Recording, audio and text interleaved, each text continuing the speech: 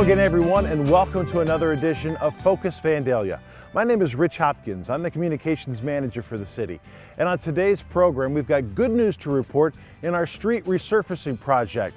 Turns out we'll be able to pave more streets this year than we had earlier thought possible.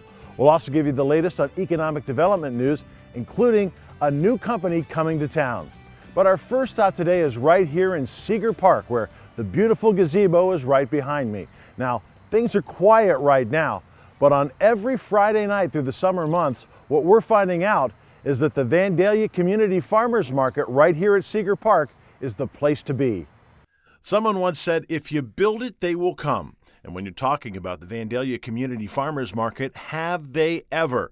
Market manager Brenda Rex says the opening Friday night of the market was a huge success. It was a phenomenal turnout. We had about between 500 and 600 people here. We had about 25 vendors. So going forward, I've already been contacted by several other vendors that want to be part of the market. And we just need to keep that enthusiasm and support from the community going, because what's going to bring the people out here is good vendors, and what's going to bring the vendors here is a good turnout. Many folks are coming for the wide selection of locally grown produce, but they're staying for all of the extras organizers have thrown into the mix. We've got entertainment lined up for all the upcoming weeks. We'll also have artisan demos every week. And in addition to the farm vendors, we have arts and crafts vendors along with food vendors. Rex says the farmers market is appealing to Vandalia residents for a number of reasons.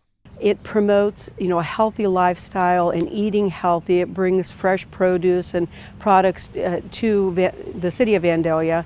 And I think as a city we're very focused on fitness and health. And then I also think it fills a niche in the city because there isn't really a grocery store here. So it's nice that we can bring fruits and vegetables to the people that may not be mobile and may not be able to, go to the grocery store.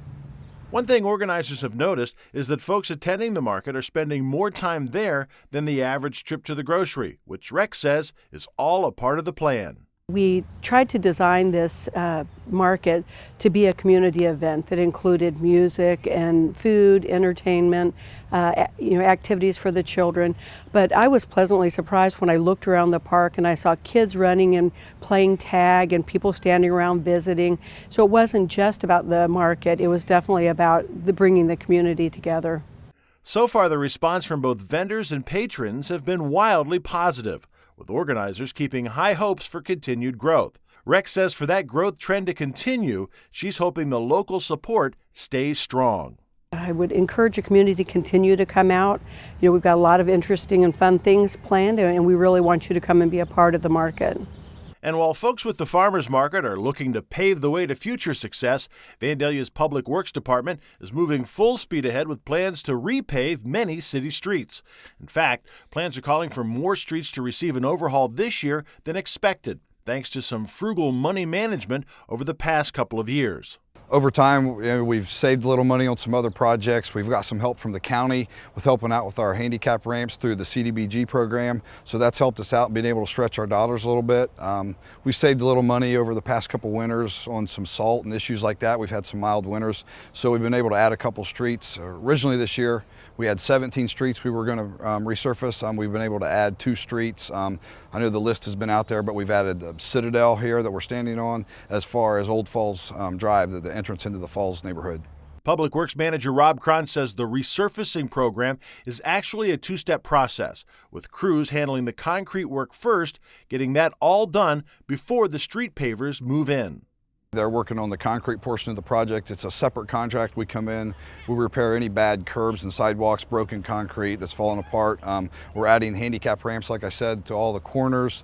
And then once that project is done, the resurfacing contractor will be moving in and they'll start their work. They'll be milling the streets, following with the new surface. Looks like they're probably going to be here probably sometime late July before they show up. You can get a complete list of the streets being resurfaced by visiting our website, vandaliaohio.org. Cron says if your street is on that list, you can expect the process to be fairly quick with minimal inconvenience. They'll come in first and they'll mill off the top 1.5 inches of asphalt. After that, it may be a day or two, but they'll be right behind it paving. So it's not too much of an inconvenience. The biggest thing probably is maybe when we're doing the concrete work. I know it can be a mess at times as they're trying to get their work done. So we just ask people to be patient with us and let us get going, and we'll be out of the way as soon as we can. One other project on the calendar for the summer months is taking place on Buttercup Avenue, where a stretch of that road will be completely replaced. It's phase 2 of what we did last year. We're going to come in and replace the water main and the storm sewer on the street. Then we'll tear out the entire street, put new street base, asphalt and everything, fix any bad curbs as well that are on that street, replace the catch basins. Spoke to the contractor a couple weeks ago. They're looking at probably being here around the end of July, 1st of August time frame is when you'll see that work happening. The best part of both the Buttercup project and the annual resurfacing project is that most residents get the street and curb work done without an assessment from the city. The one nice thing about the concrete and the resurfacing programs is the majority of that money comes straight from the safe and stable dollars for our levy, so that really helps offset the cost to any homeowners that might have concrete work they want to get done. If the sidewalks are bad on the street we're working on, we're going to fix it for them with the safe and stable dollars. Our last stop today is a visit with Vandalia's Assistant City Manager, Greg Shackelford, who's been very busy these days with a number of projects. There was some exciting news to report this past month as a Maryland company, Independent Can, has tapped Vandalia as a site for a new warehouse operation. Shackelford says Independent Can will be a great fit in the community. They have a headquarters in the Baltimore, Maryland area, in Belcamp, Maryland, which is a little north of Baltimore. It's a company that is really very similar in a lot of ways to the White Castle from the standpoint of it's family owned and operated. It started in 1929. It's fourth generation, and the company is really strong from various ways, financially especially. And I think it's just an incredible win for our region. Independent Can has been around for more than 80 years, and they've diversified their product offerings to reach a wide range of markets. This company is they're a metal stamper, and their primary line of business is nostalgic signage as well as decorative canisters. But they also do 100% of the Zippo lighter business in the world. So it's a fantastic win for us, fantastic. Shackelford says that despite the fact the operation at Stone Quarry Crossings is strictly for warehouse uses, he's hopeful the scope of that operation will grow. Initially, this will be a warehouse that they're going to open, but we're hoping that looking into the future, it could end up becoming a really nice manufacturing facility that would incorporate not only the stamping, but the painting and the printing of the different types of materials that they do. Shackelford says this project is helping to build momentum for Stone Quarry Crossings, which will now have 4 companies operating out of the site. Now comes word that another stretch of commercial real estate may be seeing some good news soon. Poe Avenue area for us has been a challenge. We've had a lot of vacancies, a lot of office space over there that has just been, over the years, a little bit of an abundance for us. We've had a surplus for sure.